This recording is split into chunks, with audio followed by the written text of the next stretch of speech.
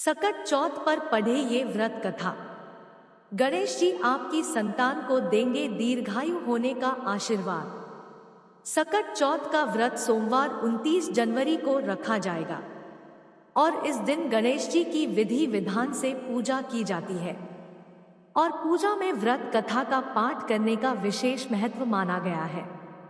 सकट चौथ का व्रत माताएं संतान की दीर्घायु के लिए करती है और पूजा करके सकट माता की कथा पढ़ती है। इस कथा को पढ़ने से आपकी सुखी संपन्न और खुशहाल होने के साथ ही दीर्घायु प्राप्त करती है। सकट चौथ व्रत कथा। एक बार गणेश जी बाल रूप में चुटकी भर चावल और 1 चम्मच दूध लेकर पृथ्वी लोक के भ्रमण पर निकले। वे सबसे यह कहते घूम रहे थे, कोई मेरी खीर बना दे, कोई मेरी खीर बना दे। लेकिन सबने उनकी बात पर ध्यान नहीं दिया। तभी एक गरीब बुढ़िया उनकी खीर बनाने के लिए तैयार हो गई। इस पर गणेश जी ने घर का सबसे बड़ा बर्तन चूल्हे पर चढ़ाने को कहा। बुढ़िया ने बाल लीला समझते हुए घर का सबसे बड़ा भगोना उस पर चढ़ा दिया। गणेश जी के दिए चावल और दूध भगोने में डालते ही भगोना भर गया। इस बीच गणेश जी वहां से चले गए और बोले, अम्मा जब खीर बन जाए तो बुला लेना। बुढ़िया ने गणेश जी से कहा कि जब खीर बन जाएगी तब मैं घंटी बजा दूंगी और तुम आ जाना। गणेश जी ठीक है क्या कर चले गए। पीछे से बुढ़िया के बेटे की बहू ने एक कटोरी खीर चुराकर खा ली और एक कटोरी खीर छिपाकर अपने पास रख ली। अब जब खीर तैयार हो गई तो बुढ़िया माई ने घंटी बजाकर आवाज लगाया, जा रे गणेशा खीर खा ले। तभी गणेश जी वहां पहुंच गए और बोले कि मैंने तो खीर पहले ही खा ली। तब बुढ़िया ने पूछा कि कब खाई, तो वे बोले कि जब तेरी बहू ने खाई तो उससे पहले उसने घंटी बजा दी थी, तो अब मेरा पेट भर गया। बुढ़िया ने इस पर माफी मांगी।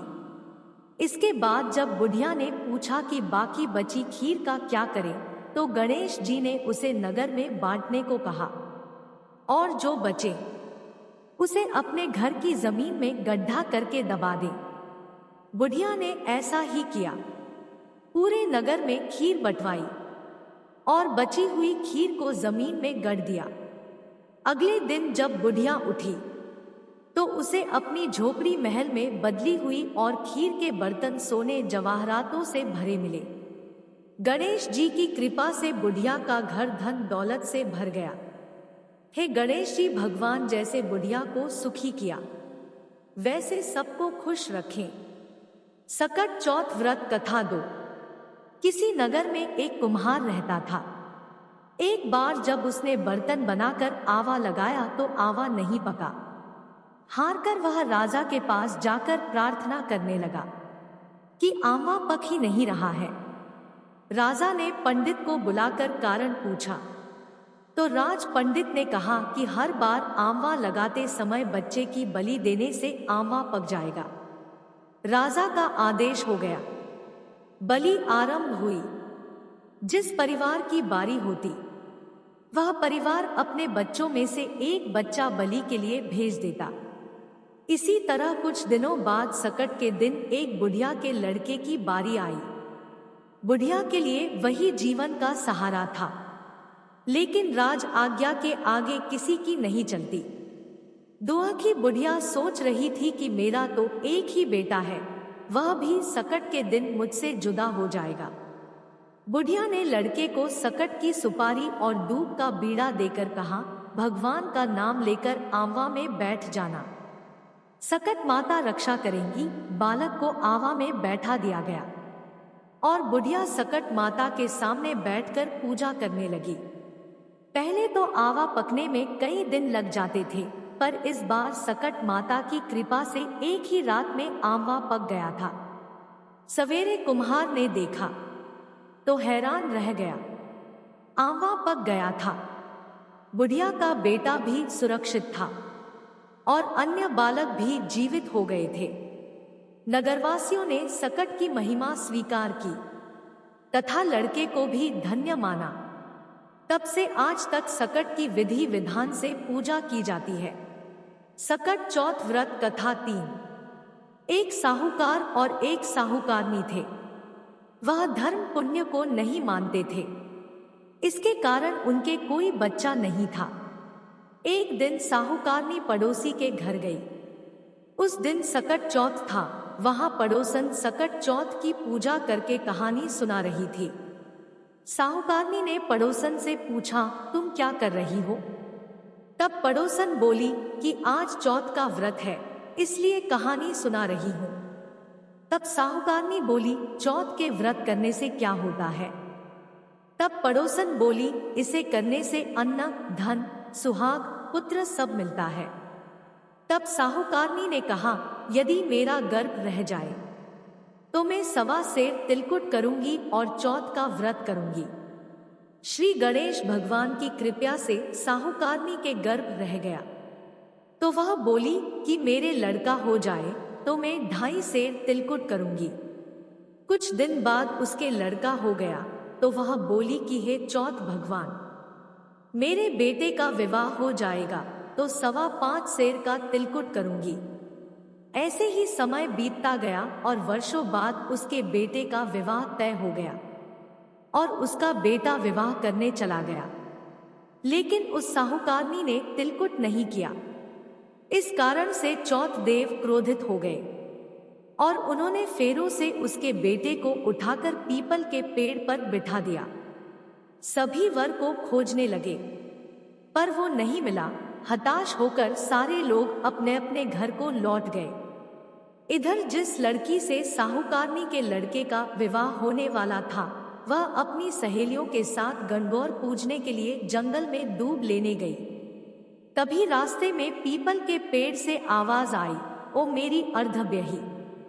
यह बात सुनकर जब लड़की घर आई तो उसके बाद से धीरे धीरे सूख कर कांटा होने लगी। एक दिन लड़की की मां ने कहा, मैं तुम्हें अच्छा खिलाती हूँ, अच्छा पहनाती हूँ, फिर भी तू सूखती जा रही है, ऐसा क्यों? तब लड़की अपनी माँ से बोली कि वह जब भी दूब लेने जंगल जाती है तो पीपल के पेड़ से एक आदमी बोलता है कि ओ मेरी अर्धब्यही। उसने मेहंदी लगा रखी है और सेहरा भी बांध रखा है। तब उसकी माँ ने पीपल के पेड़ के पास जाकर देखा, यह तो उसका जमाई ही है। तब उसकी माँ ने जमाई से कहा, यहाँ क्यों बैठे हैं? मेरी बेटी तो अर्धब्यही कर दी, और अब क्या लोगे? साहूकारनी का बेटा बोला, मेरी माँ ने चौथ का तिलकुट बोला था लेकिन नहीं किया, इसलिए चौथ माता ने नाराज होकर यहाँ बैठा दिया। यह सुनकर उस लड़की की माँ साहूकारनी के घर गई और उससे पूछा कि तुमने सकट चौथ का कुछ बोला है क्या? तब साहूकारनी बोली, तिलकुट बोला था। उसके बाद साहूकारनी बोली, मेरा बेटा घर आ जाए तो 2.5 मन का तिलकुट करूंगी। इससे श्री गणेश भगवान प्रसन्न हो गए और उसके बेटे को फेरों में लाकर बैठा दिया। बेटे का विवाह धूमधाम से हो गया। जब साहूकारनी के बेटा एवं बहू घर आ गए तब साहूकारनी ने 2.5 मन तिलकुट किया और बोली, हे चौथ देव, आपके आशीर्वाद से मेरे बेटा वो घर आए हैं जिससे मैं हमेशा तिलकुट करके व्रत करूंगी। इसके बाद सारे नगर वासियों ने तिलकुट के साथ सकट व्रत करना प्रारंभ कर दिया। हे सकट चौथ, जिस तरह साहूकारनी को बेटेबू से मिलवाया वैसे ही हम सब की जोड़ियां बनाए रखना। इस कथा को कहने सुनने वालों का भला करना। बोलो सकट चौथ की जय, श्री गणेश देव की जय। दोस्तों, अगर आपको वीडियो पसंद आई हो तो वीडियो को लाइक करें और चैनल पर नए हो तो चैनल को सब्सक्राइब करें। हमारे साथ अंत तक बने रहने के लिए धन्यवाद।